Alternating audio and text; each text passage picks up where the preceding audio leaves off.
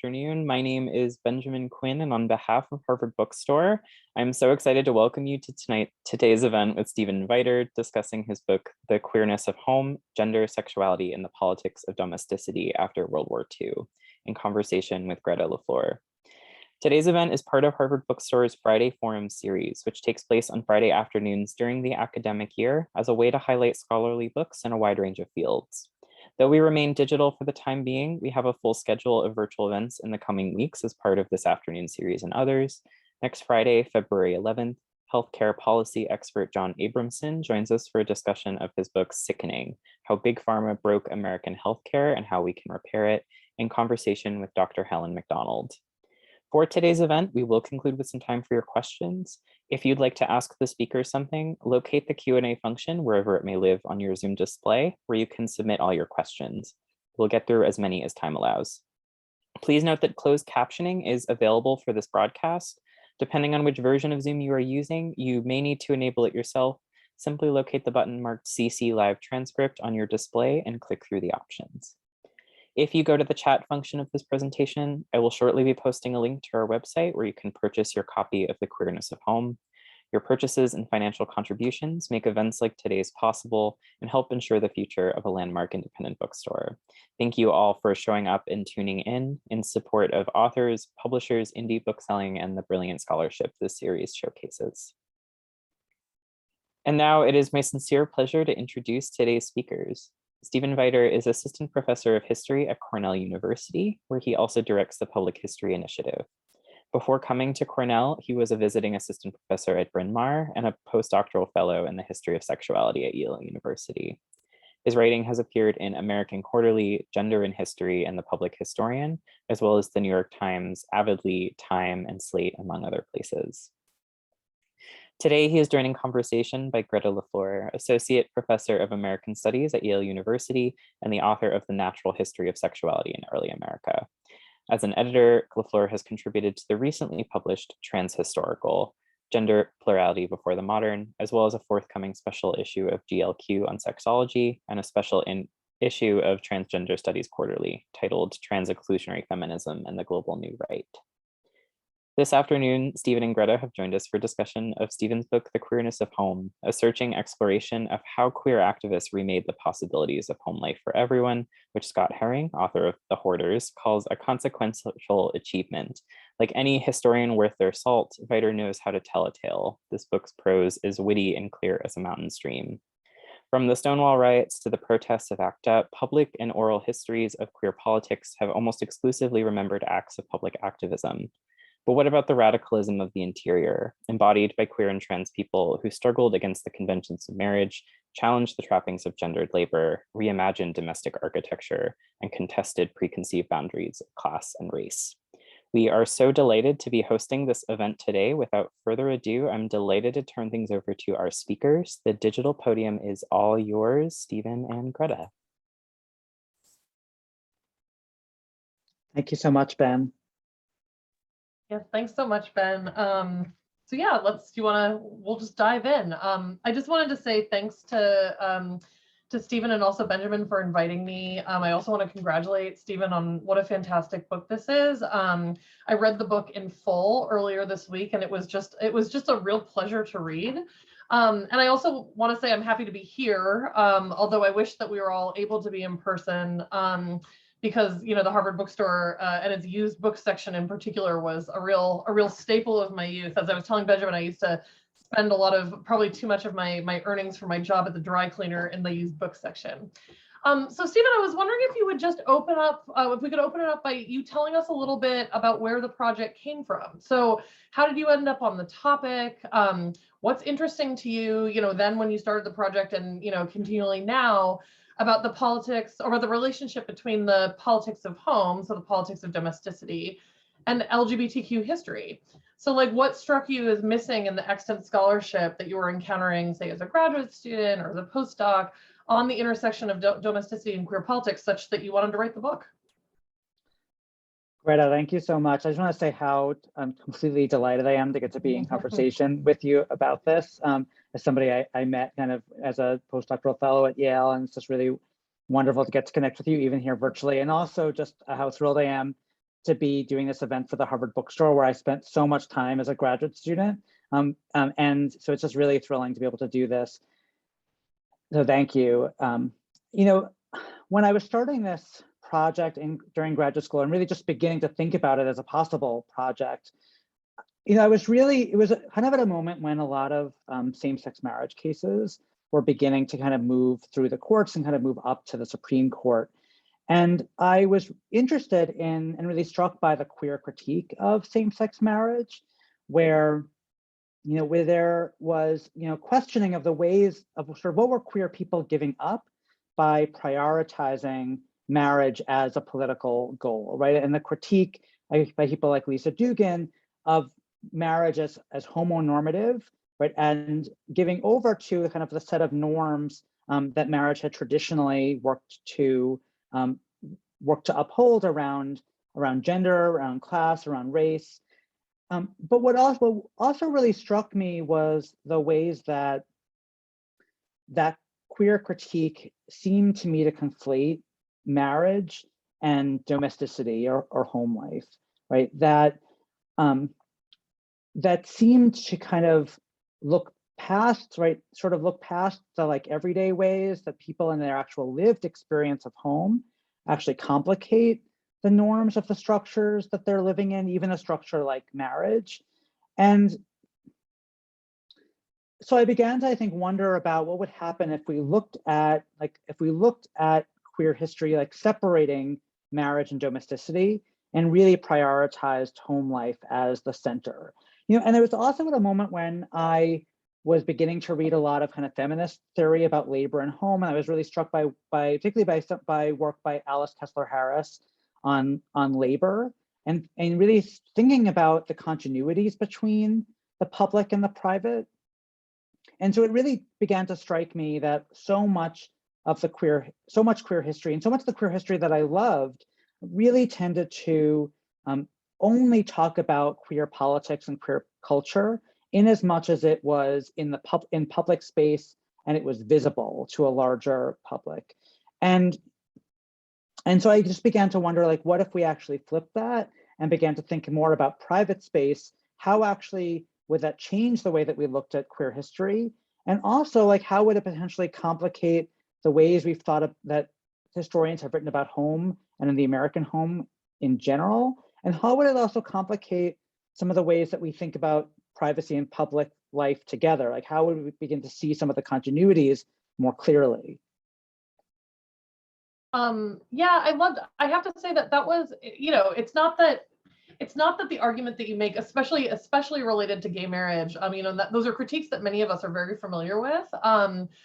But there was something about reading the book, and especially the first couple chapters of the book, that really nailed home something, at least for me, that I hadn't quite entirely perceived, that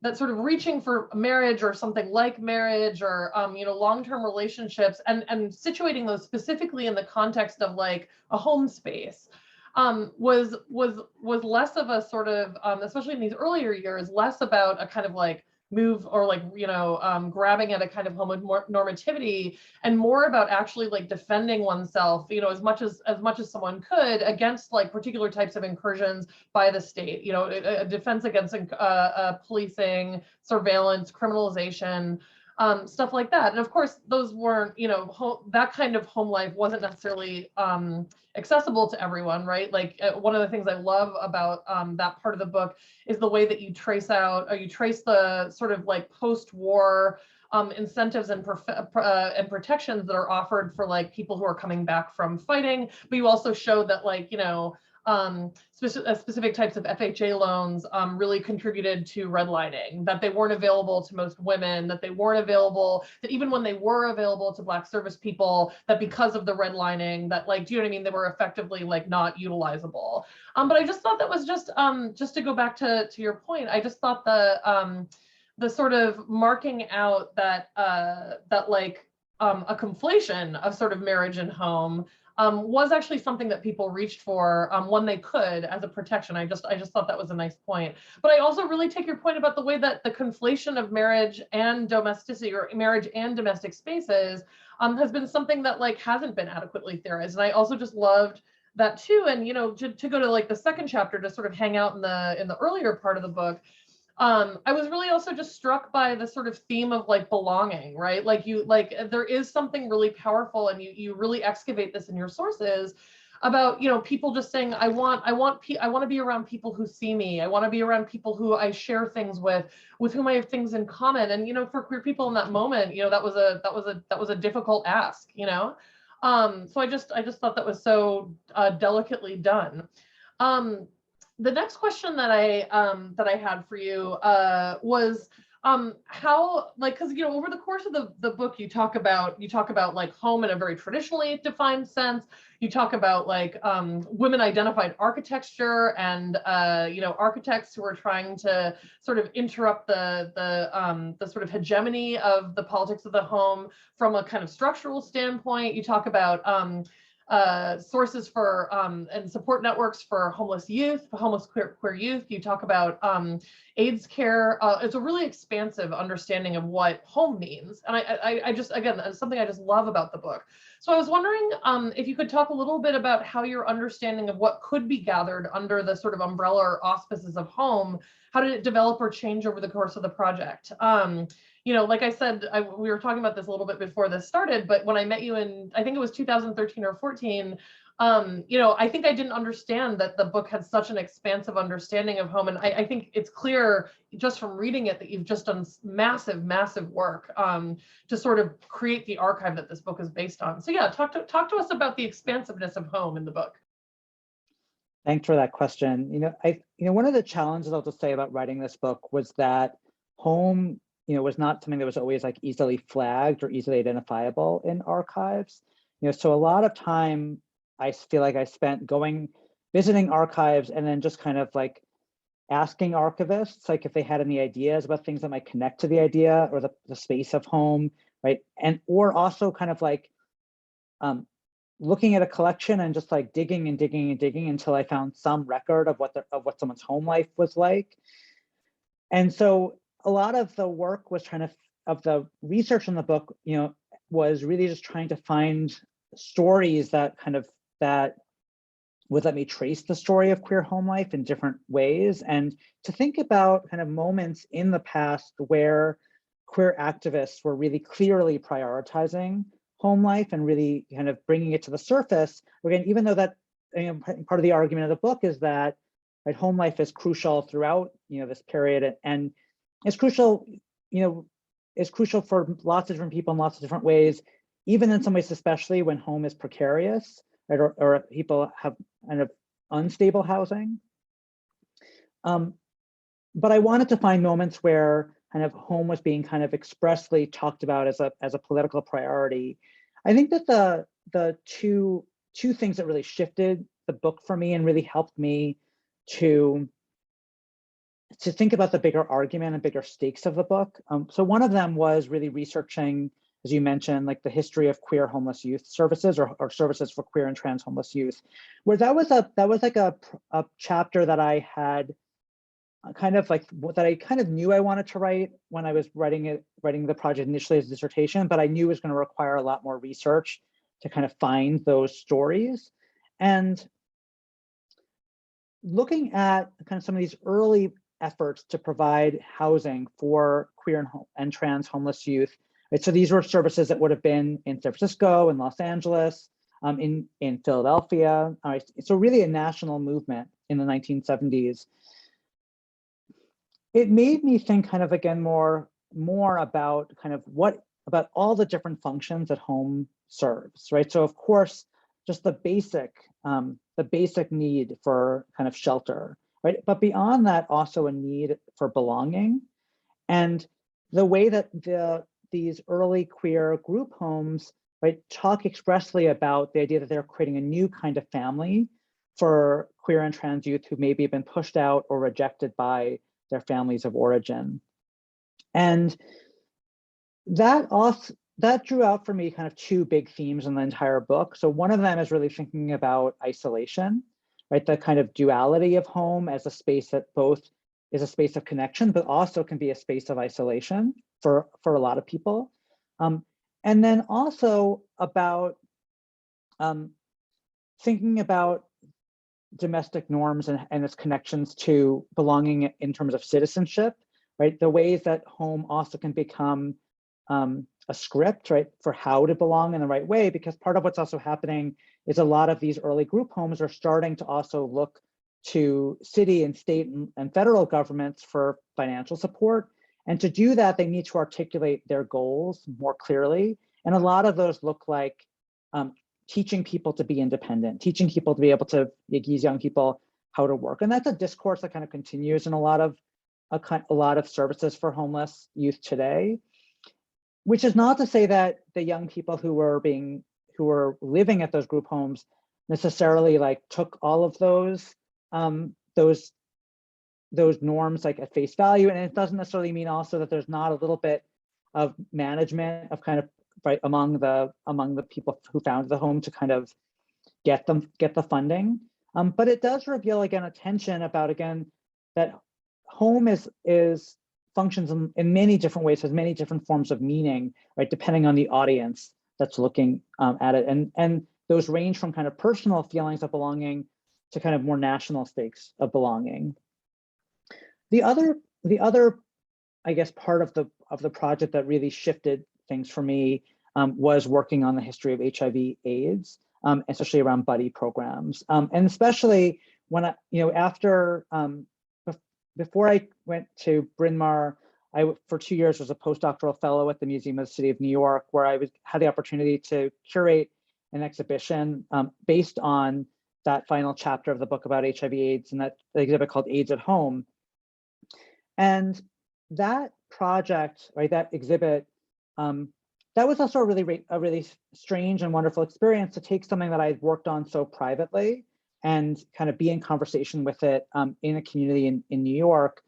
And that for me really brought out this theme in the book around care, right? And around the care as one of the chief forms of labor that happens in the home, and a chief form of labor that happens in the home that's often very invisible, right? And often very undervalued.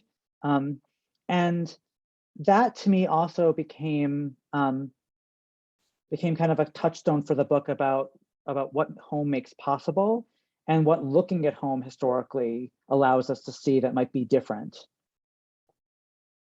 Thank you for that. I mean, I love that, and I think it's even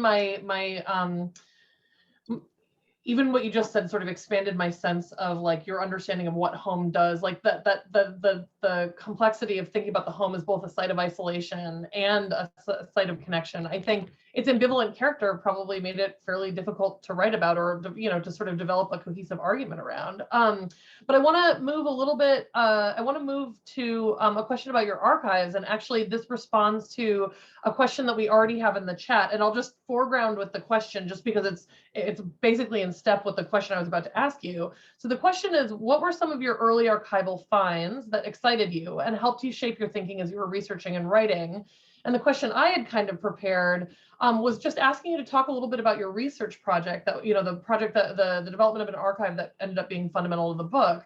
So obviously there's like a lot of your materials that are like newspapers, newsletters, ads for roommates, photos, video footage, stuff like that is available in various archives. But it also strikes me that one of the tricky things about doing the kind of research that you would have had to do to create this book is getting materials that are sort of endemic to these like quote unquote private spaces, even though I know that you're very careful about troubling sort of any sort of distinction between private and public.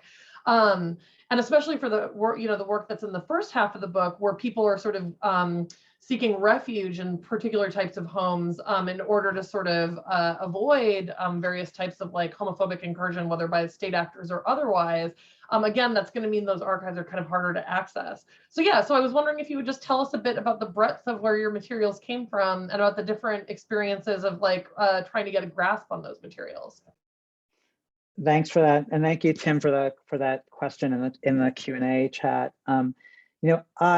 One of the things I try to conceptualize in the book is this idea of a domestic archive, right? And this is building on work by people like Anne Kvetkovich to think about, right, archives of everyday life, right, both in terms of like their materiality, but also the feeling that comes with those materials and comes with everyday life. And so, I think that idea of a domestic archive also came out of working to try to think about how do you read evidence of everyday life, and how do you read evidence of everyday life that's often really incomplete? How do you work to access stories and feelings of the past when we only can see part of it and only some of it's been saved? And I think, especially for the dynamics that you're drawing out about the ways that home often functions as a form of safety and privacy, and also that, that especially for LGBTQ people, right, that often people didn't have family members who were willing to save that ephemera of their everyday life. And so that was an interesting and kind of ongoing challenge to me. I'm going to share just a couple of some images here just to give us some sense of the process. So one of the sources I came across kind of early on, this was actually here in the Human Sexuality collection at Cornell, was this photograph album that I think had pretty much been found kind of on an online auction site, right? And had very little kind of accompanying data. This was a kind of orphaned object that had very little additional information about who these people were. The album is the album of the two men here, and there's only a tiny bit of evidence to go on. We knew from the archive that this was the album of someone named H. Lee Fuller, who's the person here on the right, and the other name that was in the album was Frank Leach, who's the man here on the left. But that was pretty much all there was to go on about who they were. Lee Fuller was kind of actually surprisingly easy to find. He was a doctor at a tuberculosis clinic in Monrovia, California. And so I found out more about him pretty early on, but for a long time, I knew very little about Frank Leach. And part of the other interesting process about working on this over a period of time was also seeing how archives changed, where there's just so many more newspapers that have been digitized in the last 10 years. And so when I was, when I was kind of finishing the book, I went back to some digital databases to see if I could find out more. And that's when I began to actually find out a lot more about Lee Fuller and Frank Leach. And, a couple of things that were really fascinating to me, one was that it became clear that Fuller and Leach lived together for about 20 years. So that this album was from 1954. And when there were obituaries for both of them, when they both died in the 1970s, they were still living together. They also lived together, this is from census records, with Fuller's mother, Haiti Fuller, for all of that time, which I think was also really surprising. We often think of queer people as sort of not necessarily having like a connection to their families, or sort of not being able in the 1950s to be out to a parent. But then the other thing too was that finding evidence that in 1951 or 1952, there was a newspaper report that Frank had been assaulted by a man that he had brought back to his home, and who had come in and kind of, it seemed like someone he had sort of maybe had picked up at a bar and brought home, and he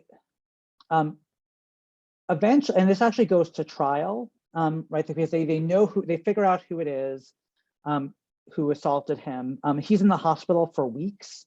He actually calls Lee Fuller, who he's just recently met, to come and help him after that's happened. This is before they moved in together. But the person who's assaulted him actually is not convicted because it's seen as, I guess it seems like he essentially accuses Frank of making inappropriate advances on him, and that's enough for the court not to convict him.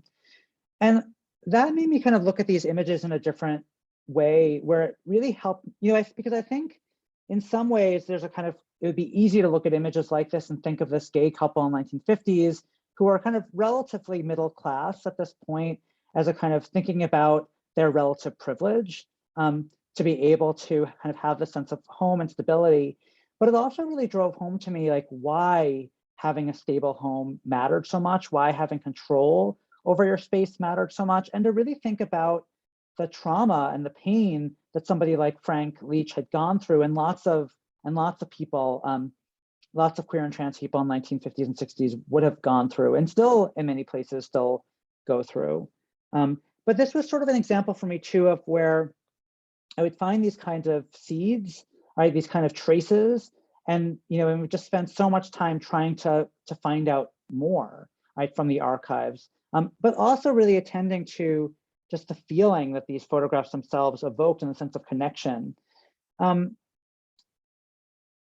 Another kind of big component of the work that kind of came to me in the research was just really reaching out to people, because a lot of times there were certain things I was able to find in the archive, but that weren't somehow satisfying to me. So early on, when I was beginning to research HIV/AIDS buddy care programs, the New York Public Library has the full collection from GMHC's buddy program, the first buddy program in the country, which includes just like boxes and boxes of all of the records of the buddy program. Every buddy team would have met and kept records of the work that they were doing. And but there was a way that it still felt kind of amorphous to me, like it was hard to really feel it. And then I sort of stumbled upon this book by Susan Cookland from 1987, where she had gone around for a year kind of just shadowing a buddy team from GMHC. And this was one of the photographs that she had taken of a buddy volunteer, Katrin on the left and Michael on the right. And I don't know, there were things in this image that, again, that came through to me more clearly than in the documents, right? Where looking at this image, I really understood that part of what the buddy program was offering was, again, that sense of belonging and connection. And this very idea of seeing a pair of a volunteer and a person living with AIDS like in bed together was just really moving and striking to me, right? This is the moment when like a lot of people, even in 1987, are still really unclear about how HIV/AIDS is transmitted. And so that idea of like just physical touch and sharing space with somebody would have been so meaningful. And I think that you can maybe infer that from the records, but for me, I think I really felt it differently, seeing these photographs. And so, a lot of the work for me of the book was trying to track people down, to talk to them about their stories, to talk about work that hadn't yet shown up in an archive.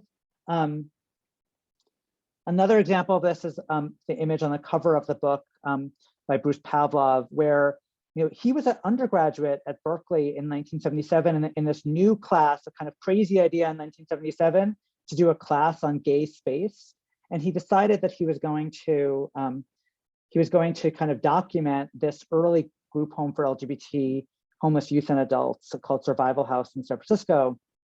And eventually I found there were a lot of documents related to this, but there were no images. And so again, Pavlov work really helped to see into this world in a different way and get a better sense of who was there. Just to share too, I talk a little bit in the book about the documentary that Pavlov made. And I'm going to show, this is a silent clip that I'm just going to share from the documentary. It's about actually a 2-hour documentary. And so this was a documentary that Pavlov had created in 1977, but wasn't really archived anywhere except for Pavlov's kind of his storage unit. And so we worked with the Yale Film Study Center to actually to digitize and preserve the film from its 1977 kind of the original tapes.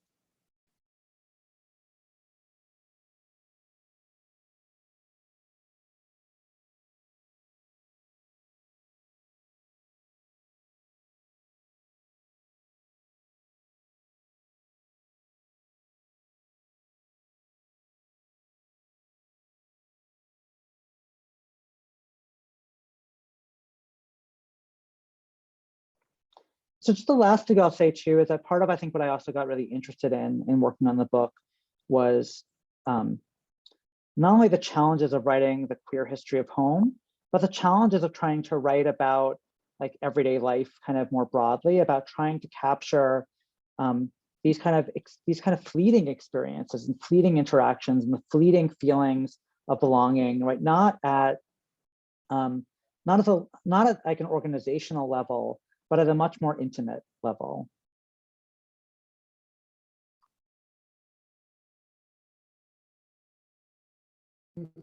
That was, I love that footage. I didn't know that it was, I didn't realize it was a full 2 hours. That's just really cool. And the chapter about Survival House in particular was one of my favorites. I thought it was like, it's just a very, it's very rich material. So the next question I had is, and you've touched on this a little bit, but I wonder if you could maybe kind of like make it explicit.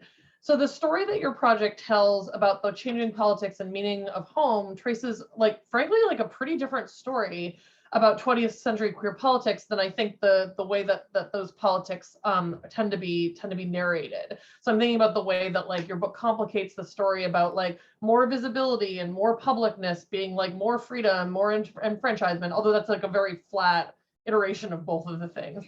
But so yeah, I was wondering if you would just kind of narrate the story of the book that you're telling your audience, like, you know, the actual historical story, and talk a bit about how it complicates some of the big received narratives about modern queer politics. Thanks for that question. Yeah.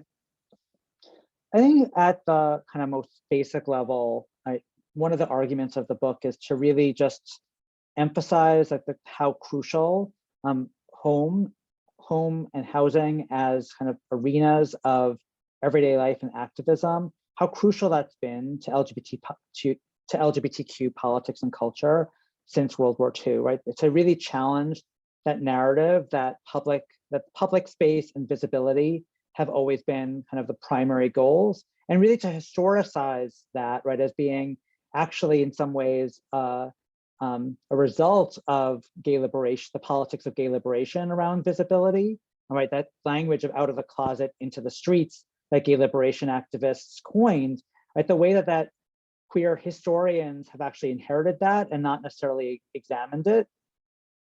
I think at another level, I also was interested in, right, the ways that the meanings of what home could do changed for queer and trans people, where in the 1950s, right, when we're living in a moment of so much homophobia and transphobia, right, queer and trans people really prioritize home as a space of privacy and relative safety, right, as a space that was outside of the gaze of the state, outside of the gaze of the police, right, a space of being able to potentially live with a partner or join in a community, right, that was not being actively surveilled, right, by the state, where essentially like the state is sort of, the whole point of home is actually to keep the state out of it, but then like to actually see after 1970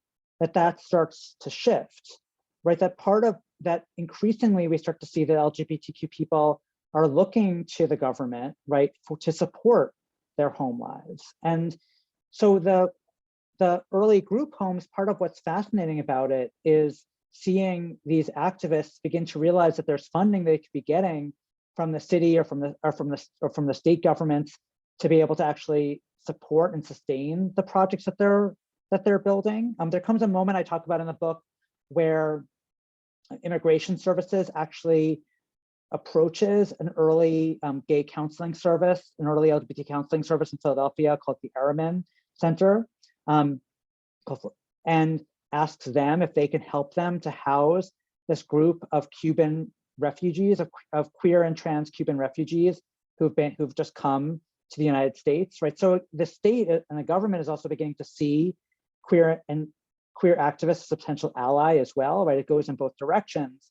And that to me was really crucial for also understanding, like, how did we get to the moment that we're in the 1990s and 2000s now, where queer people were looking where many queer people were looking to the government to kind of recognize their relationships, right? And that didn't actually happen out of nowhere, right? It wasn't particular necessarily to same-sex marriage itself, but was actually the result of kind of an ongoing history where queer and trans people were looking to governments to support their home lives and to provide them the same types of shelter and social welfare that were being given to many other people, many other groups. And that seemed like a major shift to me that really, I think, reorients the way we think about LGBTQ history, right? To understand how queer and trans activists stopped seeing home as a space to get away from the state and started seeing it as a space that maybe needed to be protected.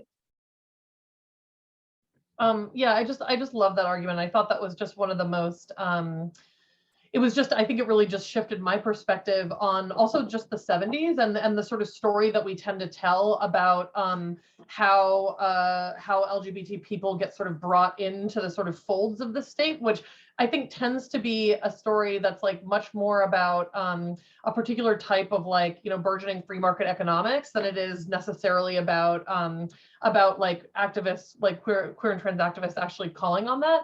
But I actually wanted to ask a quick follow-up, which is, one of the things that I was surprised to sort of see as I was like, reading your book, was that I think one of the reasons that I think there's been a lot of kind of dismissiveness around home as not only like a site of history, but a site of queer history in particular, is in part because of I think queer and trans historians tend to kind of like look for the like moments of resistance and look for the moments of like, there's a kind of like inclination towards a kind of liberation history. And oh dear, did I just lose my point? Oh yeah, and there's a way that that home is kind of and the domestic space is kind of associated with the prerogatives of a kind of owning class, right?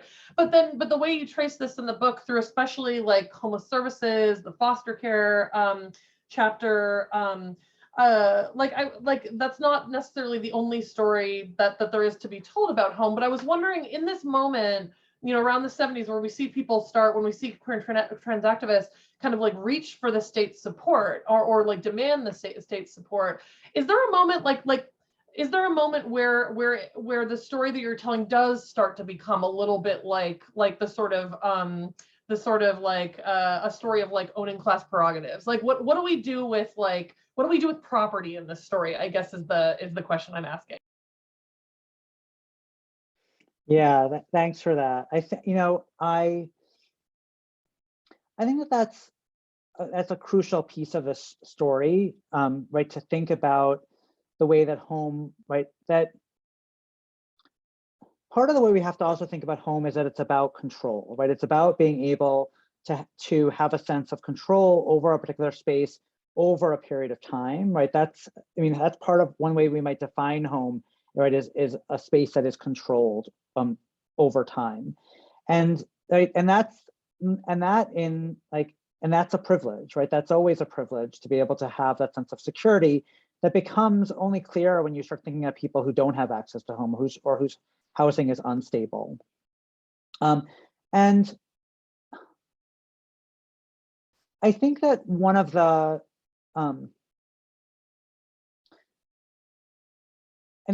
challenges or one of this history, right, is to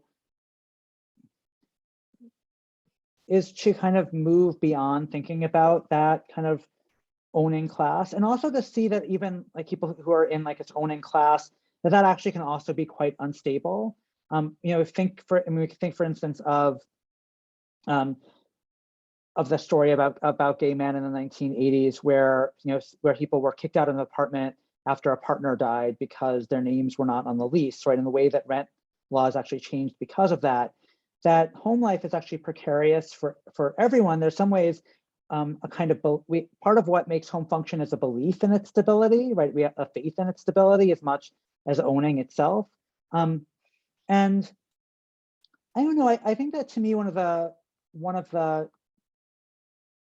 things I really tried to draw out is to not tell the story, even primarily through people whose home life seemed most stable, but to really see it from the angle of people who are striving who are striving for home. You know, I just want to say the other piece of this too about kind of focusing on public versus private or more private space is that's also sort of, I think, a result of the way that social movement history has tended to be written, right? That social movement history has tended to more, you know, not just for queer history, right? Has tended to emphasize, right, activism that happens in public, that's most visible, that's kind of most dramatic, and I don't mean to devalue that work. I just think it's only part of the story.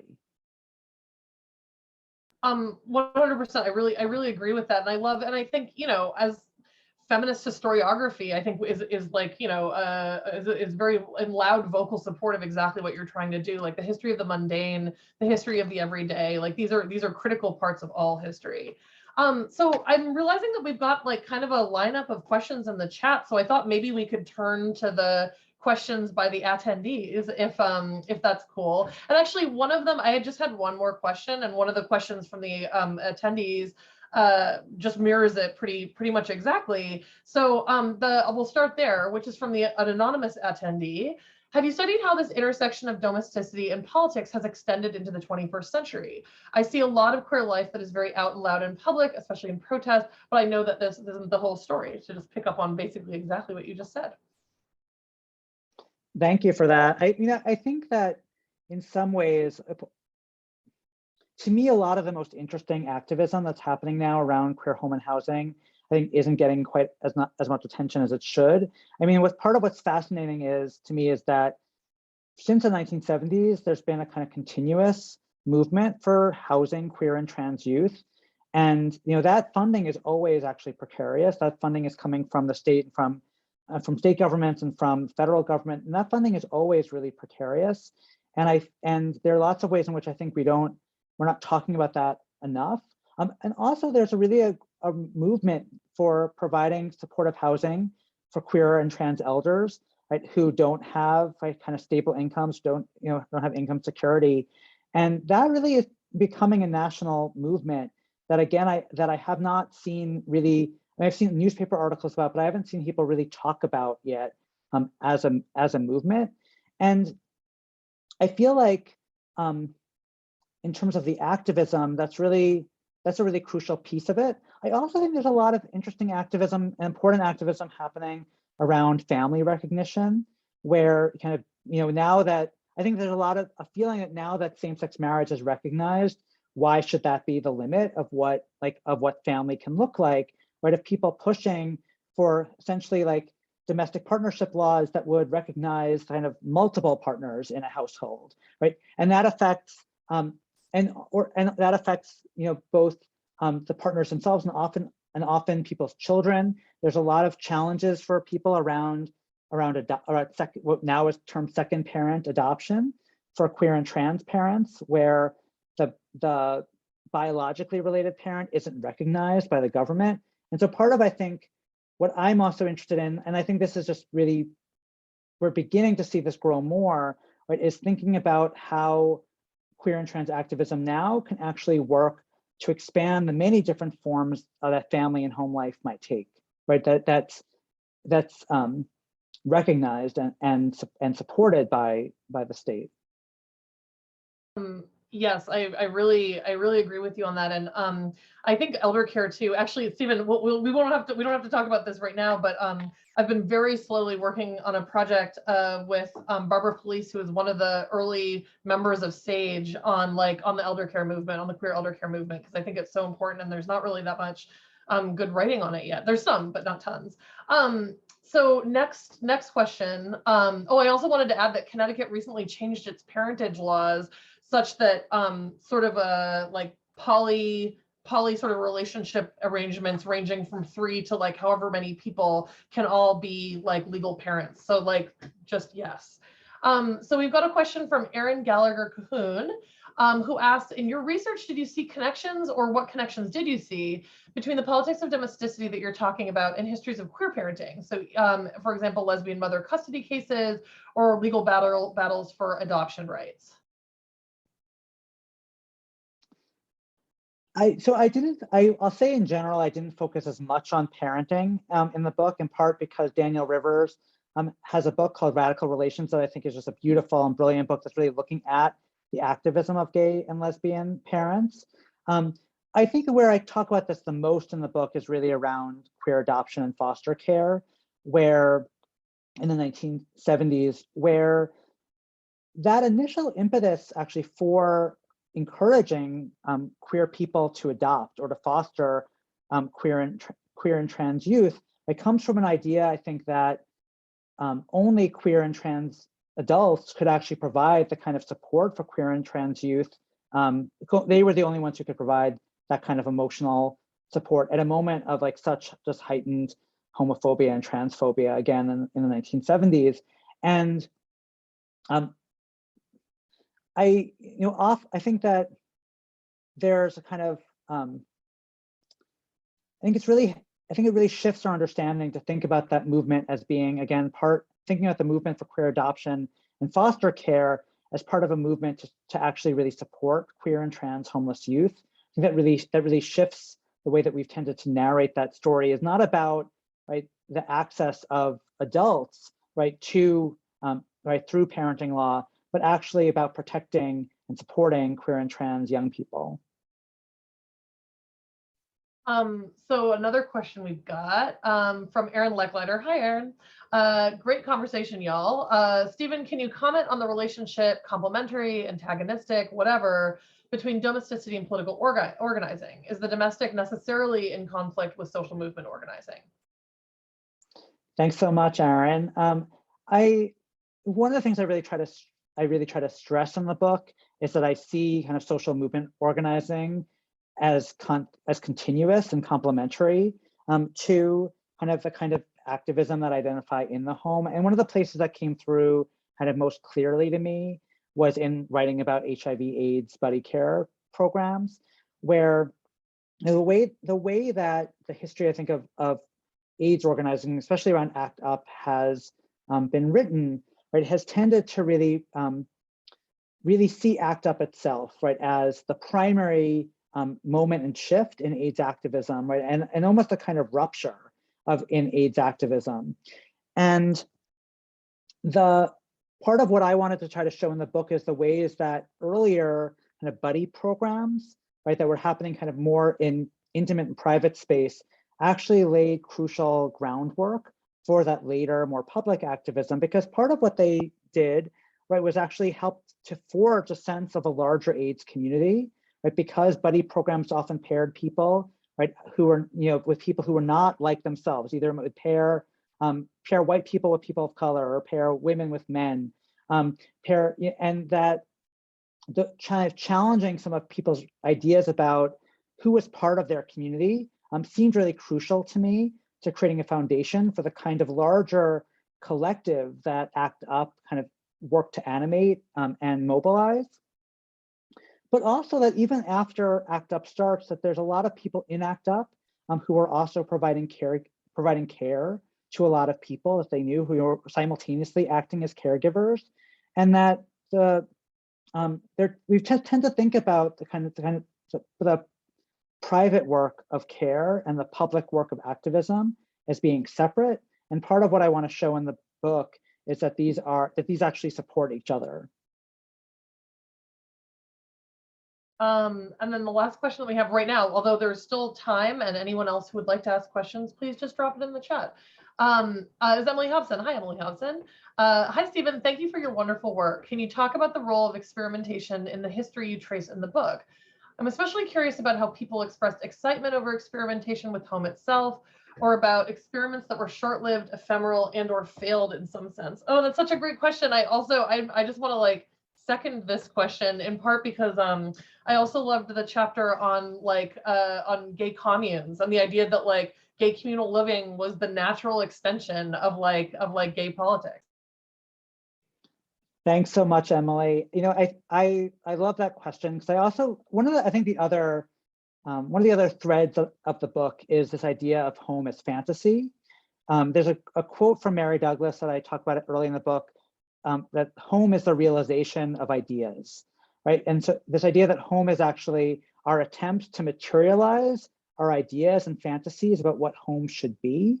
And that to me really came through in the chapter, especially on gay communes, where in the 1970s, shortly after the Stonewall riots, there's all of this rhetoric and all of these efforts that in order to actually achieve gay liberation, people needed to form communal households that were really going to challenge what home looked like and really challenge what family looked like. And so there are all of these activists in gay liberation groups across the country, as well as lesbian feminist groups, right, who are creating home lives, but creating communes together. But the strange thing about that is that a lot of them only last a few months, right? That they're like super excited to get it started. And then after 6 months, they fall apart. And one of the balances I think in the book for me, right, is thinking about the actual challenge of creating home, right? And that the fact that an experiment failed, right, at the moment doesn't make it less valuable. That's one of the other chapters in the book talks about the architect Phyllis Berkby, who runs these workshops with women across the country, asking them to draw out fantasies, like literally draw fantasies of their imagined or fantasy environments, right? And her idea was that you needed to move to fantasy to actually break down people's preconceived notions of what home could be. For Berkby, because home life had been so scripted by male power, right, and by gender norms, that you needed to go to fantasy to really break that down. And so that leads to really kind of fantastic kind of imagined environments with things like a screaming room, right, and things like having a house where the children's wing is separate from the adults, right, and I think that kind of the role of fantasy and experimentation is really crucial as a part of this history to trace, right? To think about not only like what were people able to achieve, but what did they hope to achieve? Because I think that one of the other, again, if we think about home space as also dictated by privilege, right? Not everyone's in the position to create the home life that they're fantasizing about, but that the realm of fantasy and the realm of experiment are also really crucial, I think, in a revolutionary politics to pushing social forms forward. So the next question we have is from Wesley Sermon, who says, "Hi, Stephen. I'm wondering how you think queer homes have changed straight homes." And I love that question too. Thanks so much, Wesley. You know, I think that one of the ways that queer homes have changed straight homes is by expanding the possibilities of what home can look like. You know, some of that I think is at the level of gender norms, where once you move beyond a kind of male breadwinner, female homemaker binary, right? Or just the idea that a home is a straight couple with kids. Like once you move beyond that, I think it really starts to shift what's possible for everyone, right? And challenge people's ideas of what's possible. And so I think as queer home lives have become more visible, that's been kind of one effect. I think it's part of why I think we're beginning to see a movement now for kind of recognition of multiple partner or polyamorous families, right? Because kind of expanding what's possible to see as a home and family. I don't know, and I think that the other way that queer home lives have really shifted straight home lives is, I don't know, potentially by opening up the possibilities for experimentation and fantasy, right? Of just, I think, recognizing, I guess, the multiplicity of ways of being at home and revaluing homes that diverge from a kind of from this cultural norm of the straight couple with kids. Next, we have a question from Jamie Sharon Cohn. Hi, Stephen. I'm thinking about how sodomy laws have been viewed as an incursion into the queer home. Are there other more positive ways about thinking about sexuality within the queer home?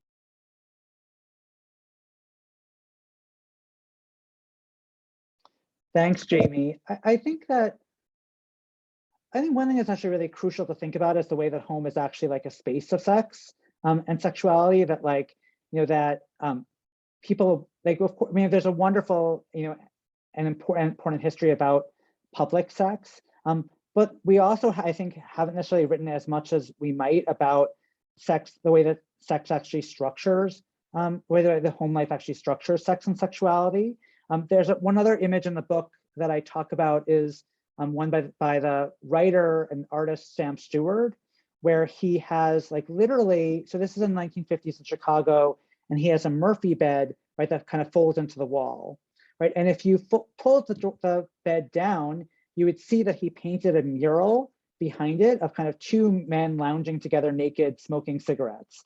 And then he's taken a photograph of this with a lover kind of sitting on the head of the Murphy bed, right in front of it. And so again, I think it's true that like sodomy laws were a form of incursion, but I think that also speaks to, actually, we can flip that to also think about the ways that part of the reason part of what's actually happening is that there's a lot of sex happening in private that actually like is really interesting, and that again, if home is a space of fantasy or realizing ideas about what you want your life to be, sex is a really crucial part of that story.